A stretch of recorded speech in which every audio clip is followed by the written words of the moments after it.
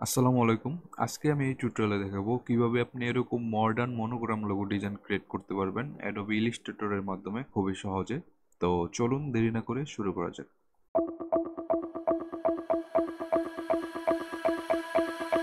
প্রথমে আমরা ফাইল থেকে নিউ একটা ডকুমেন্ট ক্রিয়েট করে নেব। আমি 2000 পিক্সেল বাই 2000 পিক্সেলের একটা ডকুমেন্ট ক্রিয়েট করে নিলাম। দেন যেটা করব, আমরা প্রথমে ফিল কালারটাকে নন করে নিব এবং স্টক কালারটা ব্ল্যাক আছে, আমি ব্ল্যাকই রাখতেছি এবং স্টক পয়েন্টটা 1 পয়েন্ট আছে, আমি 3 পয়েন্ট করে নিলাম। এবং আপনারা অবশ্যই দেখে নেবেন ভিউ থেকে আপনাদের স্মার্ট গাইডটা যেন অন থাকে। যদি অন না থাকে ক্লিক করে অন করে নেবেন। দেন যেটা করব, রেক্টেঙ্গেল টুল নেব। রেক্টেঙ্গেল টুলটা নেওয়ার পর এরকমভাবে একটা রেক্টেঙ্গেল আর্ট করব।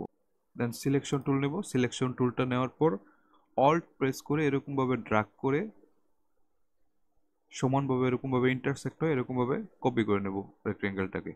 দেন আমরা কিবোর্ড থেকে কন্ট্রোল ডি 9 বার প্রেস করব।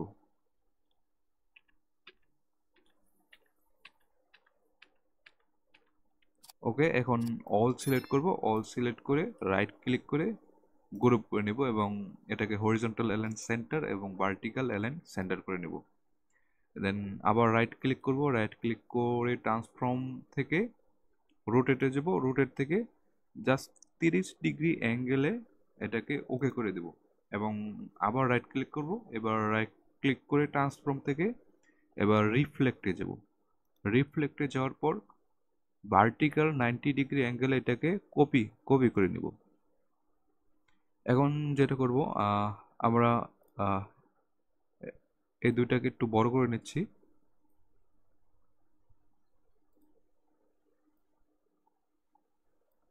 দেন যেটা করব, আমরা এই পাশের উপরের শেপটাকে সিলেক্ট করব। সিলেক্ট করার পর আমরা এডিটে যাব। এডিট থেকে এটাকে কপি করব এবং আবার এডিটে যাব। এডিট থেকে এবার পেস্ট ইন ফ্রন্ট করে দেব। দেন আমরা ট্রান্সফর্ম থেকে এটাকে প্রথমে 0 ডিগ্রি অ্যাঙ্গেলে রেখে ইন্টারপ্রেস করলাম এবং আবার ট্রান্সফর্ম থেকে রোটেট থেকে 270 ডিগ্রি অ্যাঙ্গেলে রেখে ইন্টারপ্রেস করলাম, তাহলে কিন্তু এরকম হয়ে গেল। এখন যেটা করব, আমাদের নিচের এই দুইটা শেপটাকে আমরা সিলেক্ট করব, শুধু উপরের শেপটা বাদে আহ, এই এই দুইটা শেপটাকে আমি সিলেক্ট করলাম। দেন রাইট ক্লিক করে আমি গ্রুপ করে নিলাম এবং এটাকে হরিজন্টাল অ্যালাইন সেন্টার এবং ভার্টিক্যাল অ্যালাইন সেন্টার করে নিলাম এবং এবার উপরের এই শেপটাকে সিলেক্ট করব আর আমি একটু জুম করে নিচ্ছি কন্ট্রোল প্লাসে। দেন এটাকে ড্রাগ করে এরকমভাবে সুন্দরভাবে বসিয়ে নিব।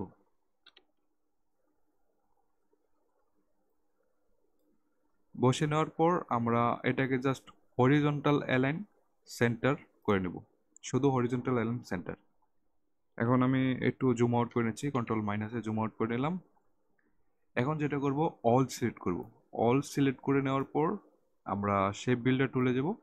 শেপ বিল্ডার টুলটা সিলেক্ট করব এবং দেখতে পাচ্ছেন আমাদের স্টক কালারটা আছে। তো এখানে আমরা সুইপ ফিল এন্ড স্টক করে দেবো, তাহলে কিন্তু আমাদের ফিল কালারটা ব্ল্যাক হয়ে গেল। তো এখন আমরা লোগোর জন্য শেপটাকে মার্জ করব। তো আমাকে ফলো করবেন আমি কিভাবে শেপটাকে মার্জ করতেছি লোগোর জন্য।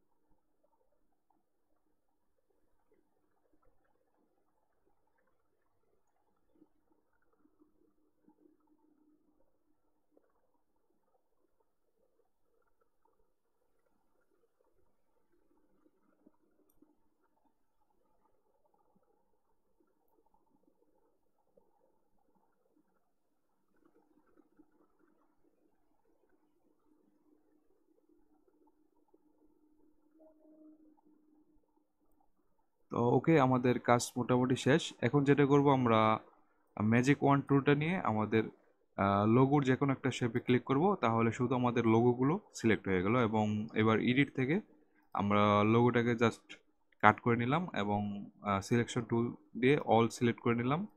আমাদের এই অপ্রয়োজনীয় অংশগুলোকে আমরা ডিলিট করে দেবো এবার কিবোর্ড থেকে ডিলিট প্রেস করে।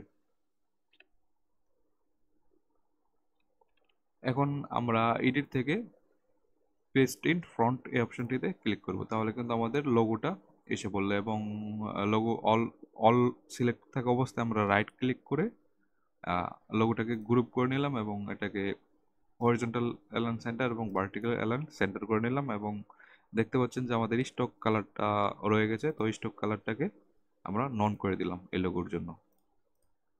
তো এখন যেটা করব, এখানে দেখতে পাচ্ছেন যে আমাদের ব্যাকগ্রাউন্ড কালারটা ব্ল্যাক রেখেছি এবং লোগোর কালারটা হোয়াইট রেখেছি। এটার জন্য যেটা করব, আমরা ফার্স্টে লোগোটাকে সিলেক্ট করলাম এবং লোগোর ফিল কালারটাকে আমি হোয়াইট করে নিলাম এবং এডিট থেকে আপাতত লোগোটাকে কাট করে নিলাম এবং রেক্টেঙ্গেল টুলটা নেব। রেক্টেঙ্গেল টুলটা নেওয়ার পর আমাদের ফিল কালারটাকে ব্ল্যাক করে দেব, যেহেতু আমরা ব্যাকগ্রাউন্ড কালারটা black Dev.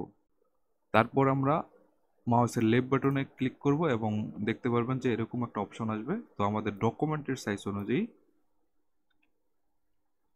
2000 pixel by 2000 pixel by 2000 পিক্সেলের একটা রেক্টেঙ্গেল নিয়ে নিব এবং এটাকে হরিজন্টাল অ্যালাইন সেন্টার করব এবং ভার্টিক্যালি অ্যালাইন সেন্টার করে নেব। এবং এবার লেয়ার থেকে আমরা রেক্টেঙ্গেল লেয়ারটাকে এখানে ক্লিক করে লক করে নিব। এখন যেটা করব, আমরা এডিট থেকে পেস্ট ইন ফ্রন্ট এই অপশনটিতে ক্লিক করব, তাহলে কিন্তু আমাদের লোগোটা এসে পড়লো। এখন সিলেকশন টুল নিয়ে আমি এই লোগোটাকে একটু বড় করব। তো বড় করার জন্য অল্ট এবং শিফট প্রেস করে এরকমভাবে আমরা লোগোটাকে ট্রান্সফর্ম করে বড় করে নেব। তো আমাদের লোগো কমপ্লিট। তো এই ছিল আজকে টিউটোরিয়ালটা দেখার জন্য আপনাকে ধন্যবাদ।